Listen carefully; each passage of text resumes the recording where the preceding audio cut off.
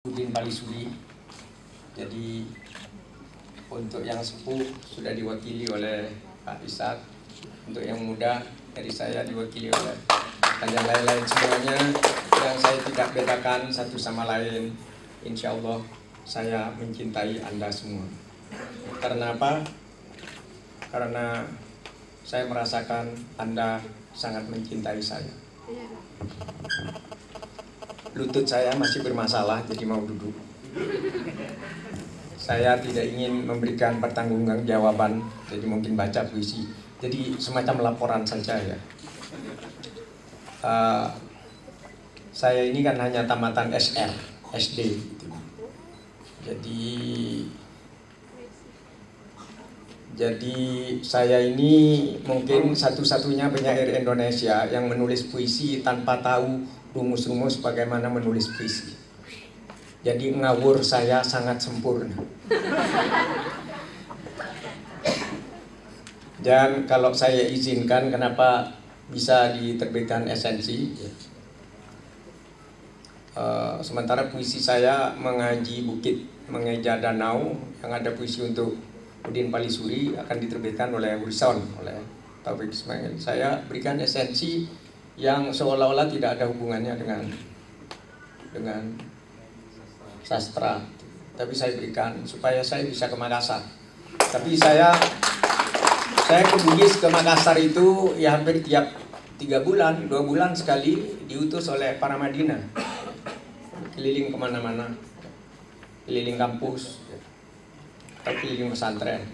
Tapi khusus pertemuan seperti ini bisa saya lakukan dengan esensi. Dan esensi itu agak berdosa pada saya sebenarnya.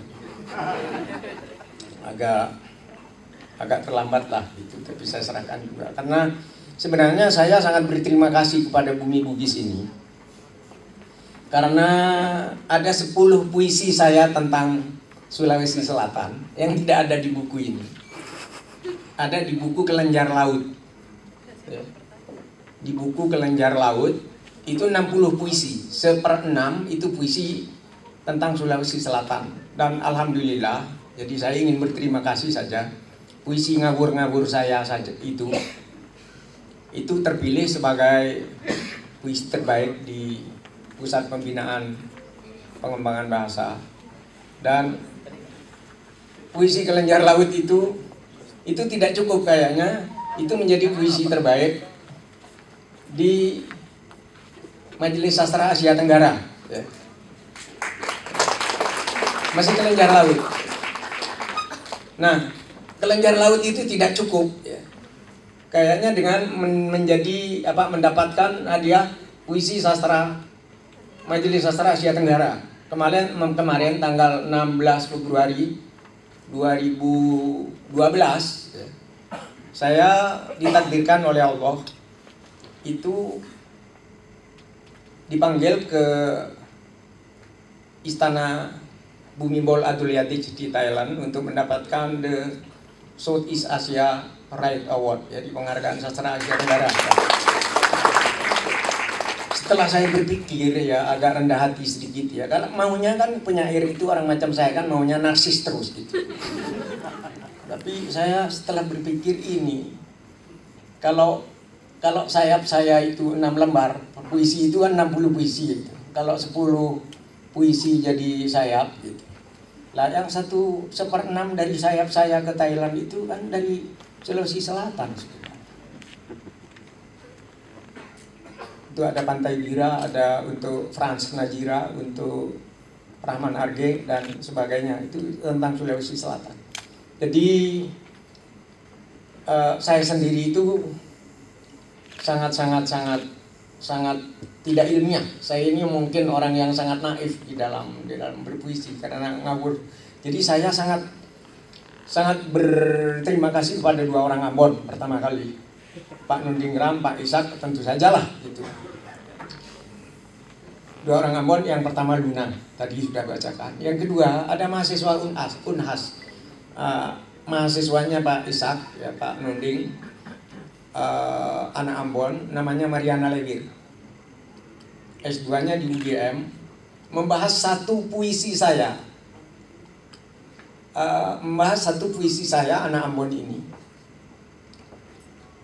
Di bawah layar judulnya juga ada tentang Pantang Losari, tentang Christina Marta Tiahoe. Satu puisi saya menjadi 320 halaman. Ya. Dan dia cum laude di UGM. Nah, kalau begitu memang seorang magister itu lebih cerdas dari penyair. Saya sendiri menjelaskan sepanjang itu kan tidak bisa. Jadi saya jadi heran gitu. Jadi akhirnya saya menjadi ketika membaca itu menjadi jauh jaraknya dari diri saya sendiri. Itulah permainan yang barangkali cukup menikmatkan saya. Bahwa yang namanya puisi itu barangkali memang bahan dialog dengan diri sendiri, bahan dialog dengan orang lain. Dan kadang-kadang saya menjadi lucu juga ya. Menjadi lucu juga karena kadang-kadang setelah membaca puisi sendiri saya menjadi malu terhadap diri saya sendiri. Malu, apa betul ini puisi saya? Apa betul ini puisi saya? Sebenarnya kalau boleh saya lapor, temannya Udin Palisuri itu ada yang namanya Amang Rahman di Surabaya. Pak Ishak juga kenal. Itu pernah mengatakan pada saya hubungannya dengan Pak Nunding itu. Dengan puisi ibu, kamu tidak usah menulis puisi lagi. Dengan puisi ibu ini saja kamu sudah penyair, tidak usah nulis puisi lagi. Itu kan sakit saya katakan. Nulis puisi, tidak boleh nulis puisi lagi. Alhamdulillah, saya harus mengembangkan pemikiran itu. Kalau tidak menulis puisi lagi, gimana? Saya kan tidak kreatif. Akhirnya dari pemikiran Amang Rahman itu saya katakan, begini sajalah biar gampang. Ketika saya menulis puisi, itu yang menulis puisi supaya agak bagus lah. Walaupun menulis puisi tidak bermaksud untuk mendapatkan hadiah apa-apa sebenarnya. Kalau mendapat hadiah itu konsekuensi logis karena saya menulis, saya kira itu. Nah, ketika saya menulis puisi itu, saya agak ubah diri saya sendiri. Ini yang menulis puisi bukan Zawawi Imron, tapi anaknya ibu saya. Ya sangat naif betul pikiran saya. Jadi begini masalahnya, kalau Zawawi Imran menulis puisi boleh jelek. Jadi kalau Zawawi Imran boleh menulis puisi jelek, tapi anaknya ibu saya tidak boleh, kira-kira begitu. Akhirnya begitu mau menulis, ya saya berusahalah untuk menjadi anaknya ibu saya. Jadi kesimpulannya begini, ketika menemukan puisi saya jelek, itu yang nulis bukan anaknya ibu saya, tapi Zawawi Imran saja. Jadi saya temukan itu, dan tidak saya temukan pada teori-teori puisi yang saya baca dari barat itu.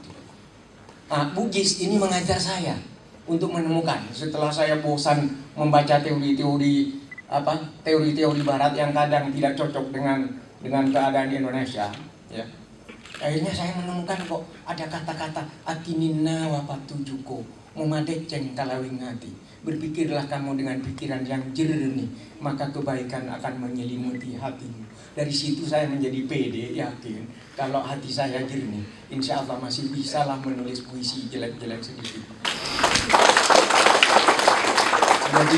Jadi saya iring, jangan terlalu ekstrim mengatakan saya bukan orang Bugis. 80% penduduk di kepulauan di Pulau Kangean Sepakan itu 80% itu masih keturunan Bugis dan Mandar. Jadi itulah hal-hal yang menarik dari sini. Saya menemukan akal sehat di sini. Semangat yang luar biasa saya temukan pada itu diberi Danarto dulu. Ada puisi bagus, kamu renungkanlah ini bagus betul, bagus betul. Jadi akhirnya walaupun saya sudah tua, tapi dengan semangat Bugis itu saya bisa selalu merasa muda kembali. Dan muda kembali hanya akan didapatkan kalau saya merasa anaknya ibu saya. Saya merasa bayi menulis puisi itu. Merasa anak-anaknya 12 tahun gitu. Kenapa? Itu karena semangat ini bisa sampai sekarang itu masih menulis. Kemarin itu saya sakit lutut itu, dalam waktu 6 hari saya menulis sebanyak 89 puisi yang ada. Luar biasa kan sambil sakit. Tapi yang menulis ya itu anaknya ibu saya, bukan Sawo Imron. Nah, dari sini semangat Bugis itu bisa dilibatkan misalnya pada purik babara sompeku, purik tangkisi guliku, ulek birni, elang natuali. Itu cari puisi barat yang bagusnya kayak itu, nggak ada. Karena itu Lagaligo tetap merajai dunia. Dan itu inspirasinya saya dapatkan dari W.S. Rendra ketika menyampaikan pidato proses kreatifnya di tim tahun 80, bahwa saya baru-baru ini, dia kan pulang sekolahnya di Amerika, 4 tahun di Amerika. Dia mengatakan baru-baru ini aku datang ke Tanah Bugis Toraja, aku mengalami cultural shock oleh dinamika kehidupan Bugis Toraja. Nah, kita kembali, ada satu hal ya, yang saya tidak cukup menjadi orang Bugis, menjadi orang Madura, menjadi orang Jawa, tapi juga ada penyair Libanon yang sangat bagus. Seorang penyair Libanon Kristen yang namanya Elia Abu Madi. Dia mengatakan dalam sebuah puisinya mengatakan begini, alladzi nafsuhu biwairi jamalin la yara fil wujudi syai'an jamila. Barang siapa dalam dirinya tidak punya kepekaan rasa keindahan, dia tidak bisa melihat wujud ciptaan Tuhan sebagai sesuatu yang indah.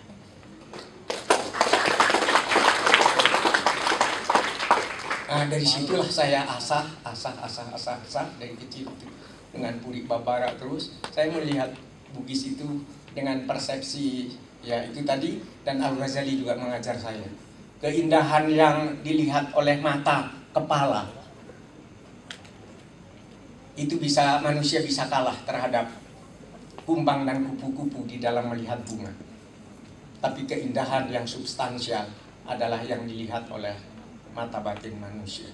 Saya insya Allah melihat badik itu bukan sebagai besi, dan insya Allah saya melihat badik itu tidak dengan mata saya, kalau itu hanya sekedar besi saja.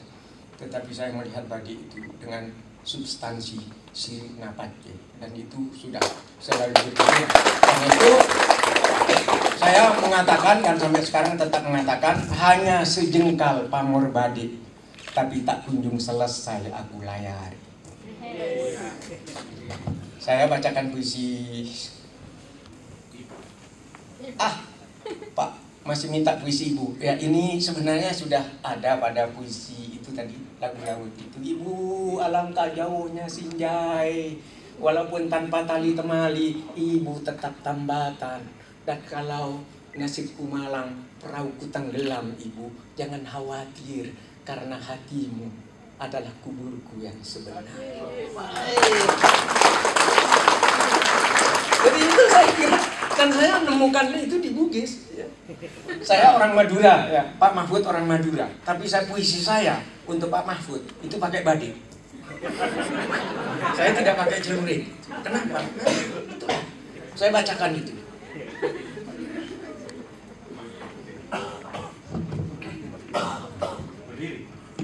Berdiri.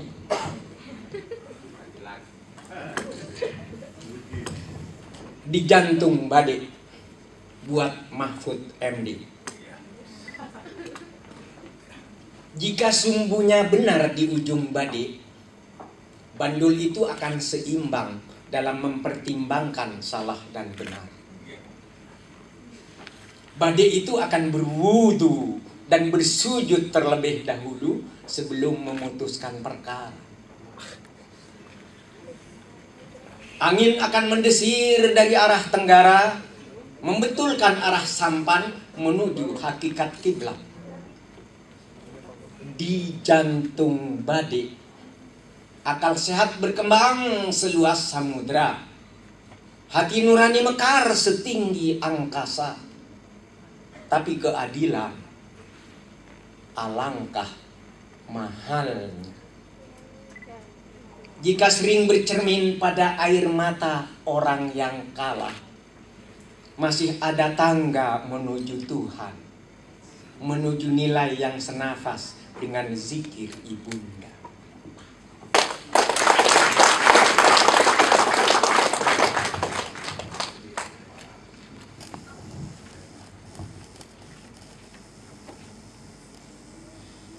Ini di Sungai Sungai Cendranai itu, saya merasa kesulitan untuk menjadi diri saya sendiri. Di tepi Sungai Cendranai, ku baca pamor badekku. Ada melati bersusun menembus ujung dan berlanjut ke ubun langit. Jadi saya merasakan pamornya badek itu tidak sampai di ujung, terus sampai ke langit. Badeknya hanya sejengkal sampai ke langit. Artinya kalau kita mati, masalah tak selesai sampai di sini. Karena itu ku hormati isyarat lebah yang bertanggung jawab atas madu. Bahkan Nabi bersabda, lebah yang hinggap di ranting rapuh pun tak ada waktu untuk merusak. Aku pun malu melihat wajahku yang penuh cacar, yang terbayang pada jernihnya air sungai. Ku ceburkan diri ke sungai, tiba-tiba tubuhku menjelma buaya. Kalau jengkalku ukuran badek, alangkah sulit untuk kembali jadi manusia.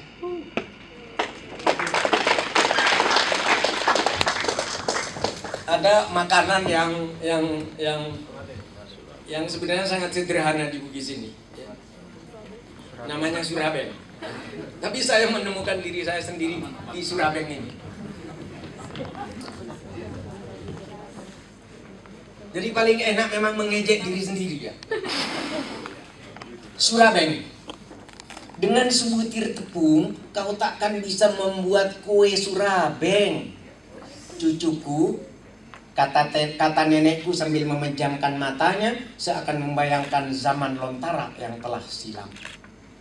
Aku tahu sebuah surabeng perlu ribuan tepung untuk diaduk dengan bahan-bahan yang lain dengan takaran yang seimbang. Tepung dan santan dengan iringan kecapi. Tapi kecapiku mengendorkan senar-senarnya sehingga laguku tak enak didengar. Laguku bagai tawar-menawar di dalam pasar, riuh dan gaduh dan sumbang. Kecapi warisanku baru akan rela kau petik asalkan kau berwudu dulu dengan air jernih yang kau kumpulkan dari ribuan embun yang hinggap di ujung-ujung daunan. Sebutir embun dengan satu ucapan salam. Kata kakekku yang hidup lagi cukup dengan kulit dan tulang. Kenapa hidup ini tidak dibikin gampang agar segalanya berjalan tertib dan lancar? Keluhku setengah bergumam. Tapi langit tiba-tiba keriput sehingga bintang-bintang berjatuhan membuat samudra makin berdebur. Tak ada jawaban. Alam bagai samadi dalam warna hitam keabuan sampai aku lupa pada kecapi. Memandang ke teluk dalam, kulihat sebuah surabeng sebesar piring yang menyala keperakan. Surabeng itu tak bisa dimakan. Tapi kalau kupandang dalam-dalam, tiba-tiba tampak wajahku yang asli, yang tidak beda dengan yang terlukis dalam sanubari. Aku baru mengerti. Wajah yang kupakai selama ini adalah topeng yang setiap bangun pagi ku ganti dengan topeng yang lain.